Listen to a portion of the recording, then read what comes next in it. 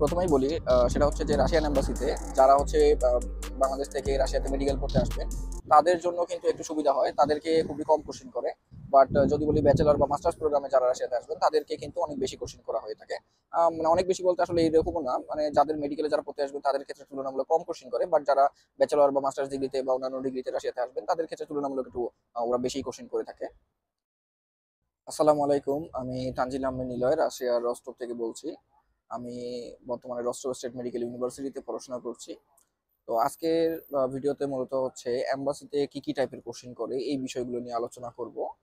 তো যাদের মনে আর কি কোশ্চিন যে রাশিয়ান এম্বাসিতে কি কি টাইপের কোশ্চিন করে বা হচ্ছে বলতে পারেন যে আজকের ভিডিওতে অবশ্যই এম্বাসির হচ্ছে আমার যে অভিজ্ঞতাটা ছিল সেইটাও অবশ্যই আপনাকে ভিডিওর একদম শেষে শেয়ার করব।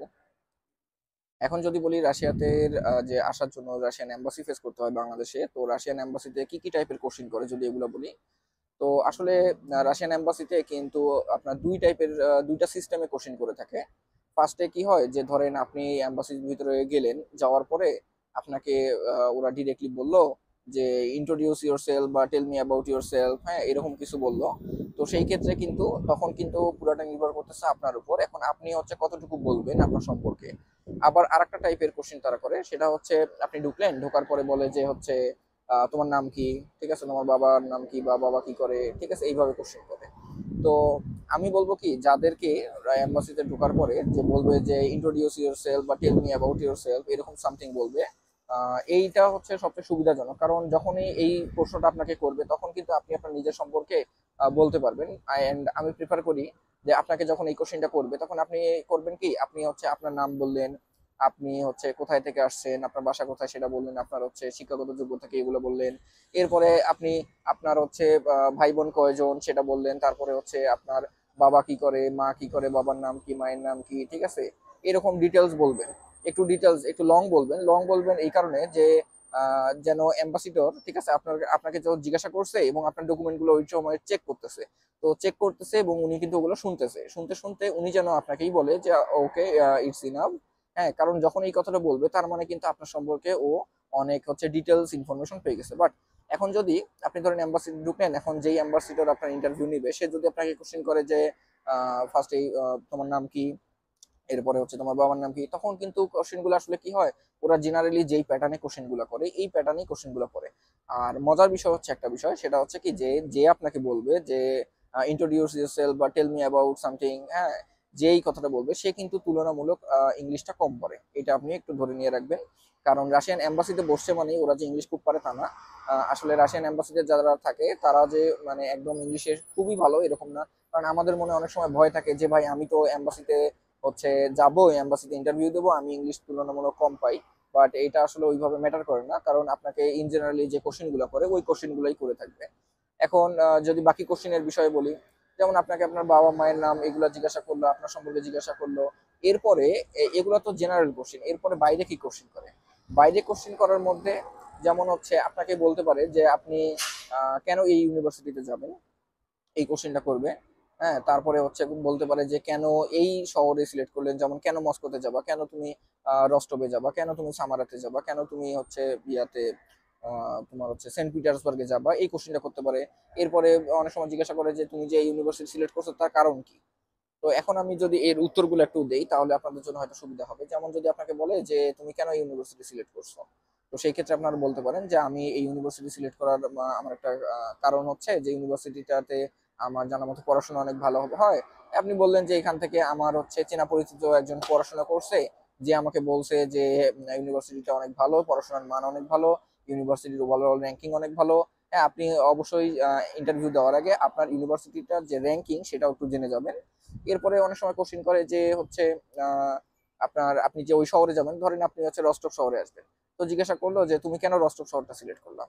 এই ক্ষেত্রে অবশ্যই শুরুতে এইভাবে বলবেন যে হচ্ছে আমি যে ইউনিভার্সিটি আমার পছন্দ হয়েছে বা যে ইউনিভার্সিটিটার হচ্ছে পড়াশোনার মান ভালো, আমি যে ইউনিভার্সিটিটা সিলেক্ট করছি এই ইউনিভার্সিটি হচ্ছে রস্টভ শহরে অবস্থিত। এবং অবশ্যই যেই শহরে যাবেন ওই শহরের সম্পর্কে টুকটাক একটু হালকা বিষয় জেনে রাখবেন।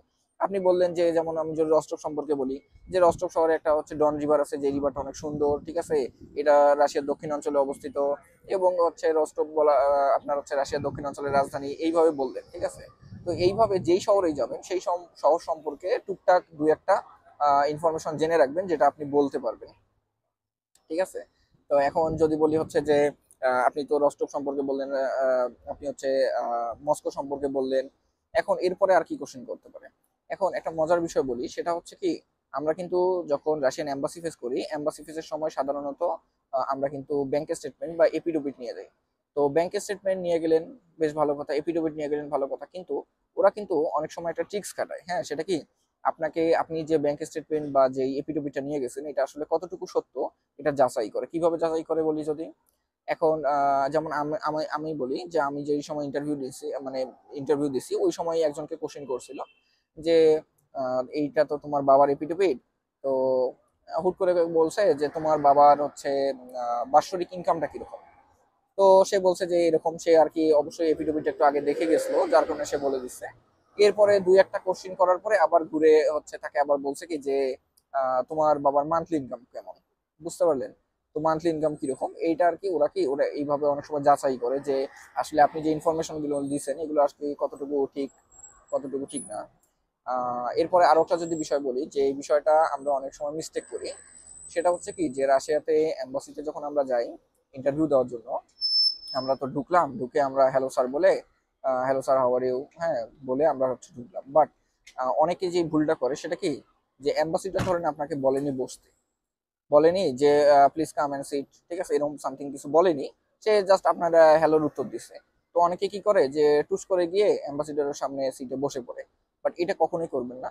আপনি অ্যাম্বাসিডার ঢোকার পরে hello sir how are you বললেন, বলার পরে যদি অ্যাম্বাসিডার আপনাকে উত্তর দিয়ে বলে যে আসো বসো, তখন আপনি বসলেন। বাট যদি আপনাকে এটা না বলে, যে আপনাকে বললো না যে হচ্ছে বসার কথা, তখন আপনি যেটা করবেন সেটা হচ্ছে আপনি অ্যাম্বাসিডারকে অনেক সুন্দরভাবে বলবেন যে স্যার আমি কি বসতে পারি। এটা বললে দেখবেন যে আপনার প্রতি ওর যে একটা ইন্টেনশন গুড ইমপ্রেশন আর কি ক্রিয়েট হবে। এখন যদি আপনাদেরকে হচ্ছে আমার অভিজ্ঞতা সম্পর্কে বলি এম্বাসির, তো আমি যে সময় এম্বাসি ফেস করছিলাম, আমি মোটামুটি 1 মাস এম্বাসির পিছনে ঘুরতে হয়েছে, কারণ এম্বাসিতে প্রচুর সিরিয়াল ছিল। এবং বর্তমানে আপনারা জানেন যে এখনো বর্তমানে এম্বাসিতে আবার অনেক ভিড় হয়ে গেছে।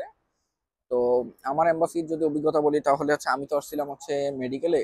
তো মেডিকেল স্টুডেন্টদেরকে প্রথমে বলছি যে তেমন খুব একটা কোশ্চেন করে না, বাট আমার ক্ষেত্রে একটু অন্যরকম হয়েছিল, এক্সেপশনাল।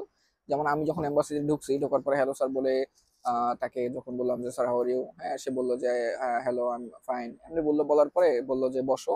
আমি বসলাম, বসার পরে আমার হচ্ছে ডকুমেন্ট পাসপোর্ট সব তাকে দিলাম, সে সেগুলো দেখা শুরু করলো। এর মধ্যে সে শুধু আমাকে জিজ্ঞাসা করছে যে তুমি কোনো পেমেন্ট করছো কি ইউনিভার্সিটিতে। তো আমি বললাম যে না, আমি কোনো পেমেন্ট করিনি। এরপরে সে আমাকে আর কোনো কোশ্চেন করেনি। সে সব ডকুমেন্টস গুলো দেখলো, দেখার পরে আমাকে ছেড়ে দিল। বাট ইন্টারেস্টিং বিষয় হচ্ছে কি, আমি এই বিষয়টাতে অনেক ভয় পাইছিলাম যে আসলে আমাকে কেন কোশ্চেন করলো না। অনেককে দেখা যায় যে 10 মিনিট 15 মিনিট করে কোশ্চেন করে, আমাকে কোশ্চেন করলো না কেন। তো আমি আর কি আলটিমেটলি অনেক ভয় পাইছিলাম। বাট হচ্ছে পরবর্তীতে যখন পাসপোর্ট কালেক্ট করতে আসলাম তখন দেখলাম যে ভিসা দিয়ে দিছে। তো আলহামদুলিল্লাহ, আর কি ভয় পাইছিলাম অনেক, বাট হচ্ছে আলটিমেটলি ভিসা দিয়ে দিছে। তো মেডিকেল স্টুডেন্টদের ক্ষেত্রে এরকমই, মেডিকেল স্টুডেন্টদের ক্ষেত্রে তেমন আর কি খুব বেশি কোশ্চেন করে না, খুব অল্প কোশ্চেন করেই ছেড়ে দেয়। বাট ব্যাচেলর মাস্টার্স প্রোগ্রামে তুলনামূলক একটু কোশ্চেন করে। তো এগুলো নিয়ে আপনারা টেনশন করবেন না, কারণ কি এম্বাসিতে ঘুরে ফিরে ওই সেম টাইপের কোশ্চেনই করে। বাট হ্যাঁ, 90% ক্ষেত্রে দেখবেন যে সেম টাইপের কোশ্চেন গুলোই আপনাকে ওইভাবেই করবে, যে আপনার সম্পর্কে জিজ্ঞাসা করবে, আপনার ফ্যামিলি সম্পর্কে, কোন ইউনিভার্সিটিতে যাচ্ছেন, কোন শহরে যাচ্ছেন, কেন ওই ইউনিভার্সিটি।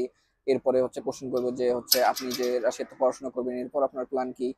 অবশ্যই এই ক্ষেত্রে বলবেন না এরকম যে আমি হচ্ছে রাশিয়াতে যাচ্ছি, আমি রাশিয়াতে পড়াশোনা করব এবং পড়াশোনা শেষে আমি হচ্ছে রাশিয়াতে সেটেল হবো, নাগরিকত্ব নেবো, এগুলো কখনোই বলবেন না। বলবেন যে আমি হচ্ছে পড়াশোনা শেষ করে বাংলাদেশে ব্যাক করব, আমি বিসিএস দেবো, আমি সরকারি চাকরি করব, বা আমার হচ্ছে দেশে পড়াশোনা করার প্ল্যান আছে। বা যদি ব্যাচেলর প্রোগ্রাম হন সেক্ষেত্রে বলবেন যে আমি ব্যাচেলর প্রোগ্রাম আমার করার পরে আমি হচ্ছে আমার চিন্তা আছে আমি রাশিয়াতেই আমার হচ্ছে মাস্টার্স করব বা পিএইচডি করব, এগুলো বলবেন। বাট এইভাবে বলবেন না যে আমি রাশিয়াতেই থাকবো, রাশিয়াতেই স্টে করবো, এইসব বলার দরকার নেই। কারণ এগুলো বললে তখন হচ্ছে ভিসাটা না দেওয়ার সম্ভাবনাই বেশি থাকে। এরপরে হচ্ছে তো আমার অভিজ্ঞতা সম্পর্কে বললামই, আমার ছোট অভিজ্ঞতা সেটি সম্পর্কে বললাম। আর আজকে কোশ্চেন গুলো নিয়েও আলোচনা করলাম, বেশ কিছু কোশ্চেন। এর বাইরেও আপনাকে হয়তো 10% বা 20% এক্সট্রা কোশ্চেন করবে। তো ঠান্ডা মাথায় এগুলোর উত্তর দেওয়ার চেষ্টা করবেন, কারণ হচ্ছে কখনোই আপনি হয়তো দেখা গেছে এম্বাসিতে অনেক দিন ধরে ওয়েট করতেছেন এম্বাসিতে ঢোকার জন্য, বাট ঢুকতে পারছেন না। বাট আপনি ইমেল করছেন এম্বাসিতে, এম্বাসি ইমেলের উত্তর দিচ্ছে না। তো কখনোই এগুলো নিয়ে রাগের মাথায় ঢুকবেন না যে আমি হচ্ছে এম্বাসিতে গেলাম, আপনি হয়তো এম্বাসিতে ঢুকতে পারছেন, ঢোকার পরে আপনি এম্বাসিতে হচ্ছে ওদের ইন্টারভিউ দিলেন, দেওয়ার পরে আপনি হয়তো জিজ্ঞাসা করতেছেন যে স্যার আমি অনেকদিন ধরে ইমেল করতেছি, আপনারা কেন রেসপন্স করেন না, বা এম্বাসির বাইরে তো অনেক স্টুডেন্ট ইন্টারভিউ দেওয়ার জন্য আছে, আপনারা কেন হচ্ছে এরকম সিস্টেম করছেন যে মানে স্টুডেন্টরা হ্যারাসমেন্ট হচ্ছে। তো এগুলো কখনোই বলবেন না, চেষ্টা করবেন ঠান্ডা মাথায় আপনার ইন্টারভিউটা দেওয়ার। ইনশাল্লাহ সবাই ভিসা পেয়ে যাবেন। তো আশা করি আজকের ভিডিওটা আপনাদের জন্য হেল্পফুল হয়েছে, যতটুকু ইনফরমেশন দেওয়ার চেষ্টা করলাম আশা করি এটা কাজে লাগবে আপনাদের। তো এর বাইরেও যদি আপনাদের কোশ্চেন থাকে বা যদি অন্যান্য কোশ্চেন থাকে এগুলো আমাকে কমেন্টে জানাতে পারেন, আমি চেষ্টা করবো আপনাদের উত্তরগুলো দিয়ে দেওয়ার। ধন্যবাদ, থ্যাংক ইউ ভিডিওটা দেখার জন্য, অ্যান্ড আল্লাহ হাফিজ।